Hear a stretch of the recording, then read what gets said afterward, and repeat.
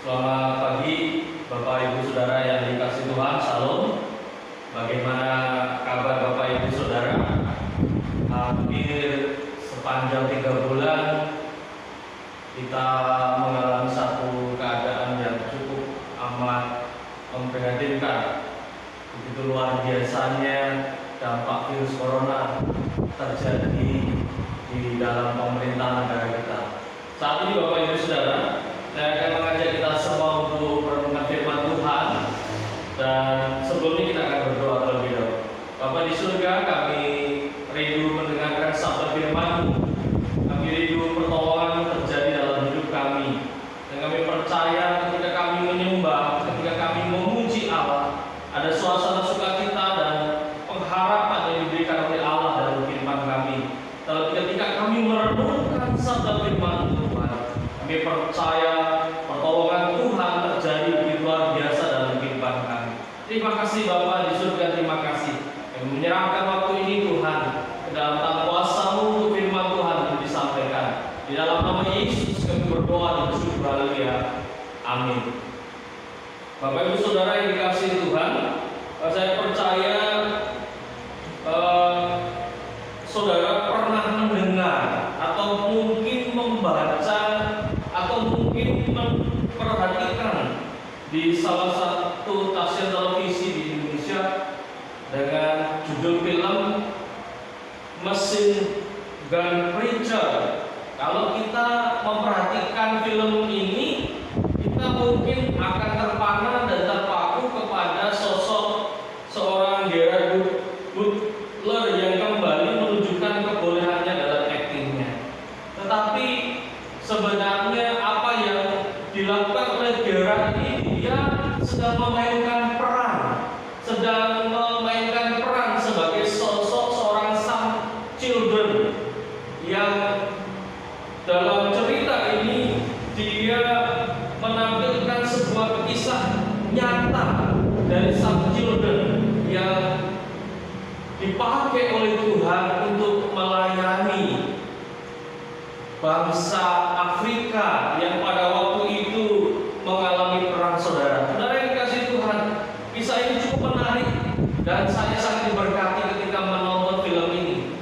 Bapak Ibu Saudara yang dikasihi Tuhan, ya, Sam Children dipakai oleh Tuhan bukan berlatar belakang dari seorang yang kehidupannya diberkati Tuhan, yang kehidupannya baik-baik saja. Sam Children ini adalah seorang yang berlatar belakang sebagai pengedar narkoba. Kemudian dia dipenjarakan karena melakukan tindakan bersalah di hadapan Tuhan dan di hadapan pemerintahan yang ada. Kemudian ketika dia keluar dari penjara, dia pun masih melakukan tindakan yang tidak benar di hadapan Tuhan. Tetapi Bapak Ibu Saudara, di suatu ketika anaknya hendak pergi ke rumah Tuhan, pergi ke gereja bersama dengan istrinya, sang anak berkata kepada ibunya, apakah si bapak ini akan berangkat? Lalu seorang istri, sang istri dari Sam Children ini, Ibu Lin ini, dia datang kepada suaminya dan bertanya. Dan Sam Children berkata kepada istrinya, aku tidak punya sepatu yang baik, yang layak. Tetapi sang istri ini berkata, dia tidak melihat sepatumu yang rusak. Ini suatu hal yang luar biasa. Ketika Sam Children datang ke gereja, dia hanya memperhatikan, dia hanya melihat, dia hanya mendengar panggilan-panggilan yang diberikan oleh pendeta gembala sidang pada waktu itu. Dia tidak kunjung menggerakkan diri dan tidak kunjung untuk berdiri lalu memberikan diri dibaptiskan. Dia tidak melakukan itu, dia hanya mendengar, dia hanya memperhatikan dari kursi tempat dia duduk. Namun dengan begitu banyak penyesalan bahwa dia banyak melakukan dosa di hadapan Tuhan. Ada panggilan yang datang pada waktu itu, ada panggilan yang dia rasakan ketika dia duduk memperhatikan pendeta berkhotbah memanggil kepada setiap orang yang Children memberanikan diri untuk datang, untuk berdiri, untuk maju ke depan dan dibaptiskan. Suatu perubahan yang luar biasa. Ketika dia datang kembali di dalam ibadah, ada seorang pendeta tamu datang ke tempat itu, dia mengatakan bahwa ada di Afrika Selatan terjadi perang saudara. Di Afrika Selatan ada banyak anak-anak yang menderita, ada banyak istri-istri yang kehilangan suami, ada banyak suami yang kehilangan istri, dan anak-anak yang menderita begitu luar biasa karena perang ini. Yang dilakukan oleh pendeta itu mengundang jemaat untuk terlibat dalam pelayanan ini. Dan suatu ketika si Some Children ini terpanggil untuk pergi, untuk melayani di sana. Dengan segala kemampuannya sebagai seorang kontraktor, dia datang ke sana. Dia kemudian membantu membangun sebuah rumah di sana untuk orang-orang di Afrika, untuk anak-anak di Afrika. Tetapi panggilannya tidak berhenti sampai di situ. Some Children kemudian melanjutkan sebuah visi, sebuah pekerjaan Allah. Ya, dia mau membangun sebuah panti asuhan, dia mau membangun sebuah gereja di sana, dia mau membangun sebuah tempat bagi anak-anak yang terdampak karena perang saudara terjadi luar biasa di sana. Saudara yang dikasih Tuhan, ya ada banyak perubahan terjadi, tetapi ya tidak berhenti sampai di situ. Suatu ketika Some Children juga mengalami hal yang sama, terjadi krisis keuangan, krisis yang cukup amat. Donatur yang biasa membantu sudah menolak, dia merasa depresi, dia frustasi, bahkan dia lupa istri, lupa anaknya, dia lupa teman-temannya, bahkan dia ditinggal mati juga oleh teman atau sahabat karibnya dari sejak dia kecil. Tetapi Some Children masih dia bersikukuh untuk tetap melayani anak-anak di Afrika Selatan, di Sudan. Dan bagaimana terus sampai detik ini Some Children terus melayani anak-anak di sana. Dan Allah begitu luar biasa memperhatikan Some Children bersama dengan istrinya dan anak-anaknya, dan juga bersama dengan umat Tuhan yang juga melayani. Nah, Bapak Ibu Saudara, dari cerita ini kita akan belajar satu firman Tuhan.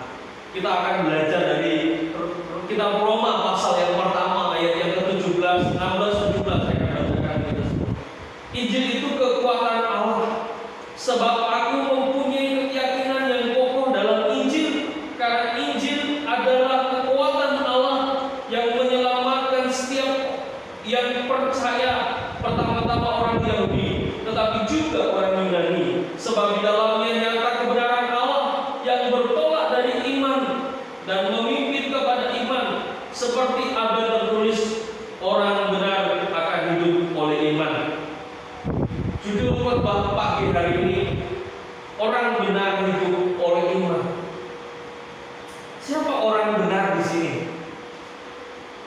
Orang benar di sini adalah orang yang mempercaya atau orang yang percaya kepada Yesus sebagai Tuhan dan Juru Selamat dalam hidupnya, sehingga oleh karena imannya orang tersebut dia dibenarkan atau disebut orang benar. Kalau Bapak Ibu baca dalam Roma 3 ayat 23, saya akan bacakan saja. Roma 3 ayat 26. Roma 3 ayat 26 dikatakan, maksudnya ialah untuk menunjukkan keadilannya pada masa ini, supaya nyata bahwa ia benar dan juga membenarkan orang yang percaya kepadanya. Ya, di sini jelas bahwa Yesus adalah orang benar. Yesus manusia benar, dan dia membenarkan orang-orang yang percaya kepadanya. Yesus adalah kekuatan Allah. Yesus ini adalah Injil kekuatan Allah itu sendiri. Dia menunjukkan bahwa dirinya sebagai seorang yang benar, sehingga membawa juga orang-orang yang percaya kepadanya menjadi benar. Bapak Ibu Saudara yang dikasihi Tuhan, bagaimana orang benar itu hidup oleh iman? Bagaimana orang benar hidup oleh iman? Apa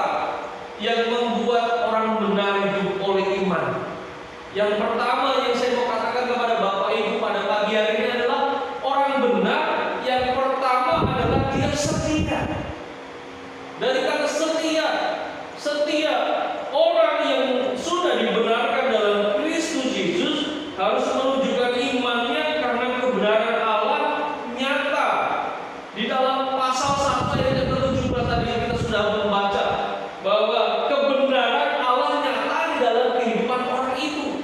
Dia setia. Yang pertama, dia setia terhadap perkara kecil.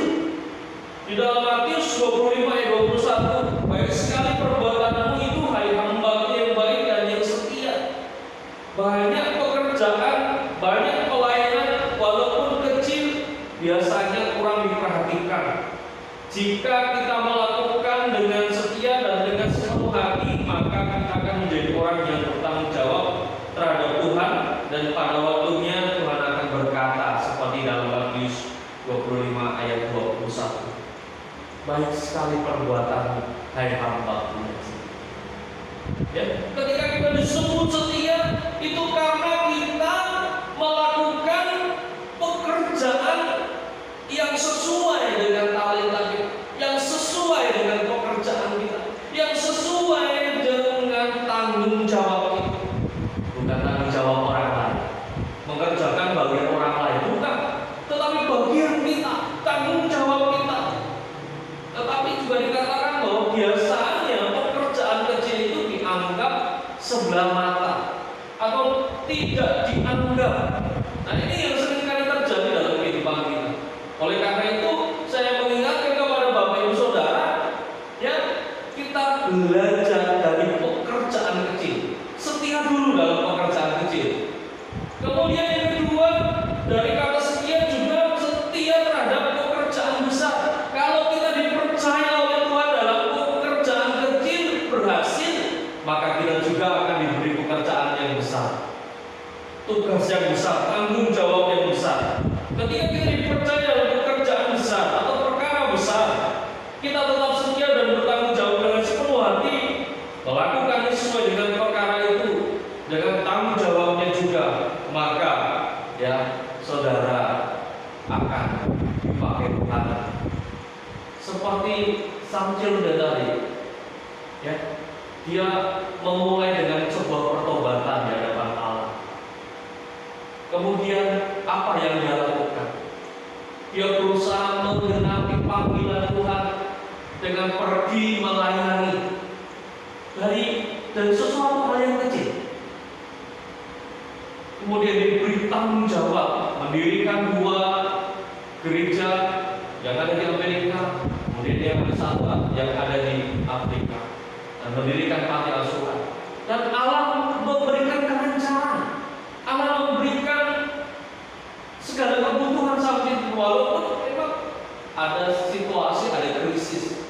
Tetapi kalau kita melihat dia setia dalam perkara kecil, dia setia juga dalam perkara besar. Kita juga bisa demikian Bapak Ibu. Setia dalam perkara kecil, setia dalam perkara besar, maka Tuhan akan mempercayakan kepada Bapak Ibu Saudara perkara-perkara yang baru yang disediakan oleh Tuhan. Nah, itu yang pertama, setia. Orang benar bisa dikatakan benar ketika dia ya setia. Kemudian yang kedua, ya saya mau katakan kepada Bapak Ibu Saudara, yang kedua dikatakan benar karena dia tekun. Saya membaca di dalam Roma pasal 12 ayat yang ke-12, tekun berdoa. Kemudian di dalam Roma pasal 15 ayat yang ke-4, tekun membaca firman.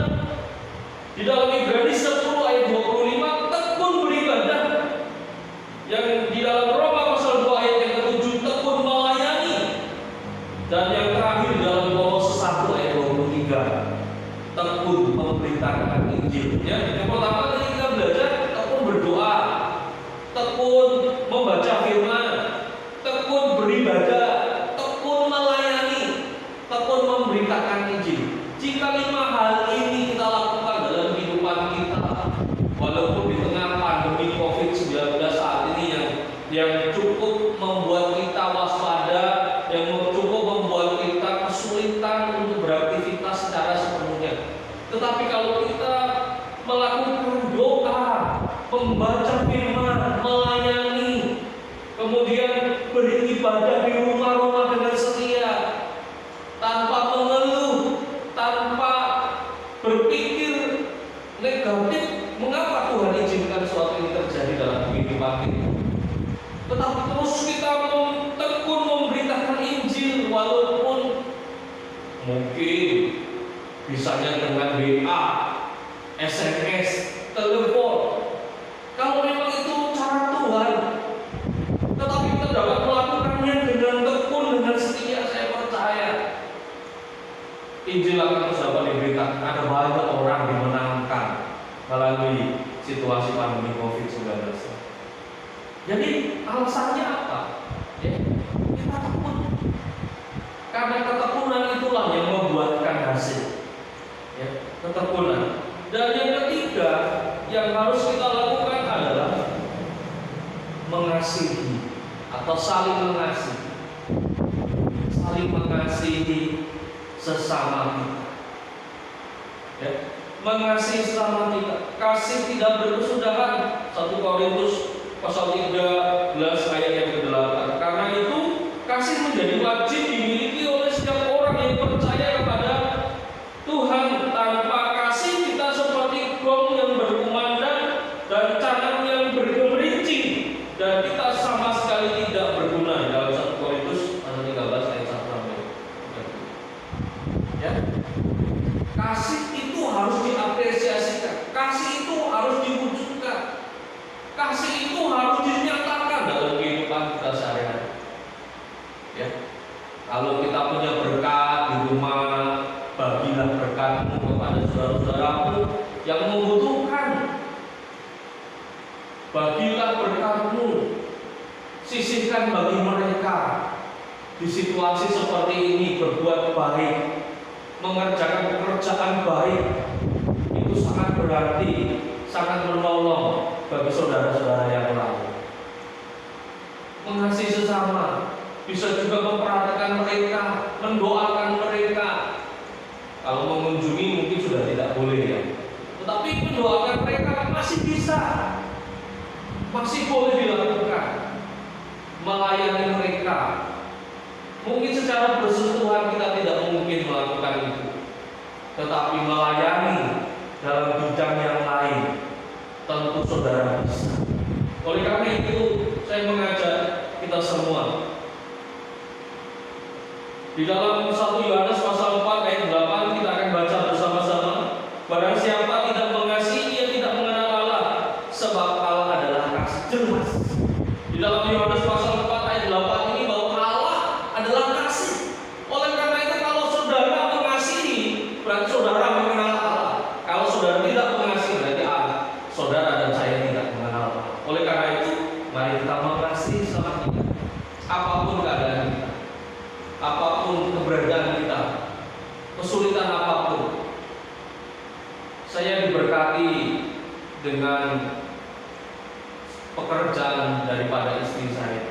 Ketika istri saya bekerja, ada banyak tantangan di dalam pekerjaannya, tetapi dia selalu mengucap syukur kepada Tuhan. Dia bercerita kepada saya, ada satu keluarga yang diberkati oleh karena pekerjaannya dia. Ini sangat luar biasa bagi saya. Kalau memperhatikan orang tua, membantu orang tua, membagi berkat kepada orang tua itu sudah biasa. Itu sudah kami lakukan karena kami seorang anak. Tetapi kami membantu keluarga yang lain. Apakah keluarga ini tidak punya anak? Apakah keluarga ini tidak punya saudara? Mereka punya. Tapi kenapa mereka datang kepada kami? Kenapa mereka meminta tolong kepada kami? Itu adalah rencana Tuhan. Itu juga terjadi dalam kehidupan sang children dan bersama dengan istri dan anak. Kenapa dia? Mengapa tidak orang lain? Pertanyaan itu juga bisa ditujukan kepada kita. Mengapa harus kita? Kenapa tidak orang lain? Karena apa? Karena kita mengenal kasih. Kasih atau sumber kasih itu sendiri, yaitu Yesus sendiri, Allah sendiri yang adalah kasih, yang Allah sendiri memberikan nyawanya ganti dosa kita. Kasih Allah yang sungguh nyata dalam kehidupan kita. Mari kita mengasihi, bukan karena sesuatu hal, melainkan karena kita belajar dari firman Tuhan. Oleh karena itu kita belajar 3 hal pada pagi hari. Yang pertama, bagaimana seorang benar hidup oleh iman? Karena kesetiaannya.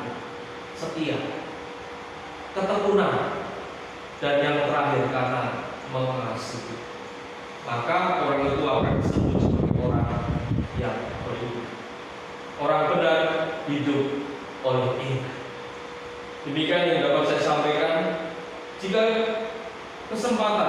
kesempatan hidup yang Tuhan berikan kepada kita sampai hari ini, maka patutlah kita setia kepada Yesus, tekun berdoa, membaca firman, beribadah, melayani Tuhan, memberitakan Injil, dan mengasihi sesama kita. Bapa di dalam surga, kami sungguh bersyukur atas firman-Mu hari ini. Kami percaya bahwa di tengah pandemi COVID-19 ini, kami harus lebih setia, kami harus lebih tekun, dan kami harus lebih mengasihi, sama seperti Engkau lebih mengasihi kami yang berdosa ini ya Tuhan. Oleh karena itu, ajarilah kami melayani-Mu Tuhan, bukan dengan keterbatasan kami, melainkan karena kemampuan yang dipercayakan Tuhan kepada kami. Terima kasih Bapa. Mohon pengampunan-Mu atas dosa